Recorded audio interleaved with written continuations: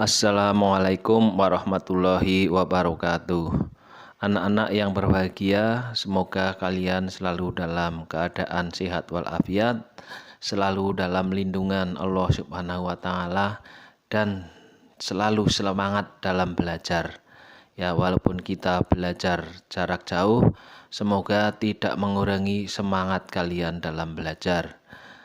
Sehingga nanti walaupun kita belajar jarak jauh akan mendapatkan hasil yang maksimal atau memuaskan. Baiklah anak-anak, untuk pertemuan hari ini kita akan memasuki bab ke-6, yaitu menyusun cerita inspiratif. Ya, pada bab ke-5 kita sudah mempelajari tentang teks diskusi. Nah, pada bab 6 ini kita akan mempelajari tentang teks cerita inspiratif. Apa sih yang dimaksud teks cerita inspiratif? Ya, jadi nanti sebelum kamu menyusun teks inspiratif, mungkin perlu kalian ketahui dulu apa yang disebut dengan teks inspiratif.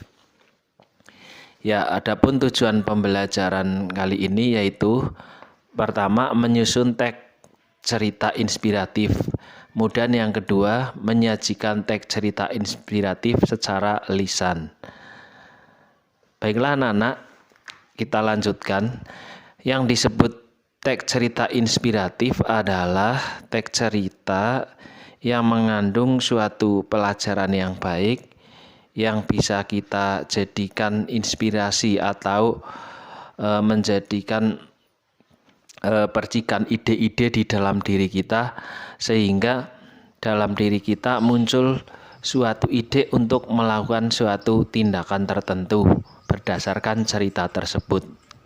Nah, biasanya cerita inspiratif ini mengandung ide-ide kreatif, ya, atau mungkin mengandung suatu tindakan-tindakan yang baik yang bisa kita tiru dalam kehidupan sehari-hari.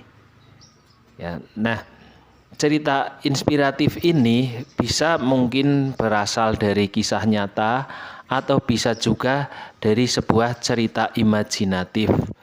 Nah, yang penting nanti di sini mengandung suatu pelajaran yang baik yang bisa dicontoh atau mungkin ditiru oleh orang lain. Dan siapapun akan bisa membuat cerita inspiratif. Ya. Jadi mungkin berdasarkan pengalaman kita pribadi sehari-hari, ada suatu peristiwa atau mungkin suatu kejadian yang terjadi pada diri kita yang mengandung suatu pelajaran yang mungkin bisa dijadikan pelajaran dalam hidup kita, mungkin bisa dijadikan contoh bagi orang lain. Ya.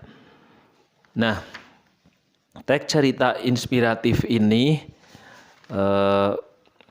itu biasanya disusun menjadi beberapa bagian, ya. Atau dalam cerita inspiratif ini itu ada struktur atau susunannya, yaitu teks cerita inspiratif itu strukturnya terdiri dari bagian pertama, orientasi atau pengantar cerita. Kemudian yang kedua yang disebut bagian perumitan peristiwa. Kemudian yang ketiga yang disebut dengan bagian komplikasi. Yang keempat yang disebut bagian resolusi. Sedang bagian yang kelima itu disebut bagian koda. Nah, mungkin kalian masih barangkali ada yang masih belum begitu jelas maksud dari bagian-bagian itu. Ya, kita bahas satu persatu. Yang pertama, bagian orientasi. Orientasi adalah pengantar cerita. Ya, artinya kita sebagai penulis cerita itu menceritakan tentang cerita apa yang dialami, atau kita akan menceritakan tentang peristiwa apa. ya.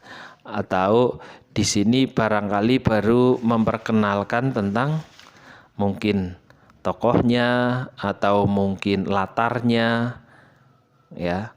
Ini di bagian orientasi. Jadi di sini belum ada konflik, belum ada masalah yang diceritakan. Kemudian yang kedua yang disebut bagian perumitan peristiwa. Nah, yang disebut bagian perumitan adalah di sini berisi tentang kisah tokoh dan peristiwa. Ya, jadi tentang peristiwa yang dialami tokoh, peristiwanya apa gitu ya. Ini masuk di dalam perumitan peristiwa. Setelah ke perumitan peristiwa, kisahnya diceritakan tentang apa, maka cerita itu nanti atau konflik yang terjadi di dalam perumitan peristiwa itu semakin lama akan semakin menggawat atau menegang, ya, yang nanti pada akhirnya akan sampai pada puncak masalah atau puncak cerita.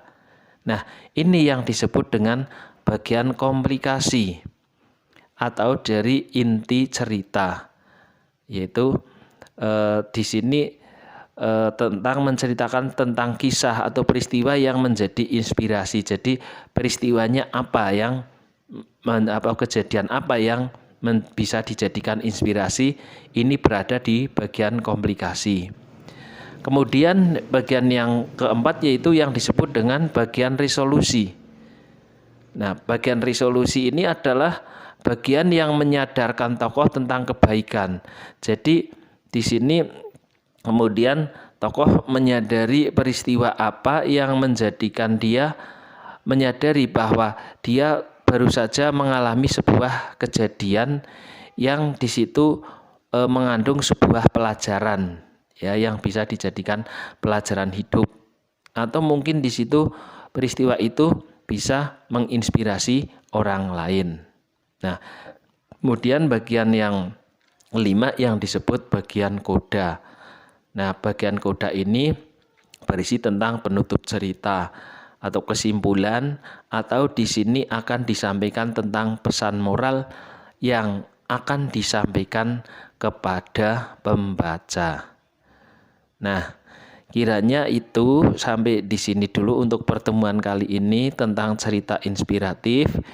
Ya, nanti bisa kamu pelajari dulu sendiri di rumah tentang cerita inspiratif. Apabila kurang jelas bisa ditanyakan, ya. Nah, kemudian setelah pembelajaran ini jangan lupa nanti kamu kerjakan LK yang linknya akan segera saya kirimkan setelah video ini. Ya, sampai di sini dulu. Ya, jangan lupa tetap semangat belajar, jaga kesehatan, dan jangan lupa kerjakan tugas-tugas yang diberikan. Sekali lagi terima kasih atas perhatiannya dan mohon maaf bila ada kekurangannya. Saya akhiri, wassalamualaikum warahmatullahi wabarakatuh.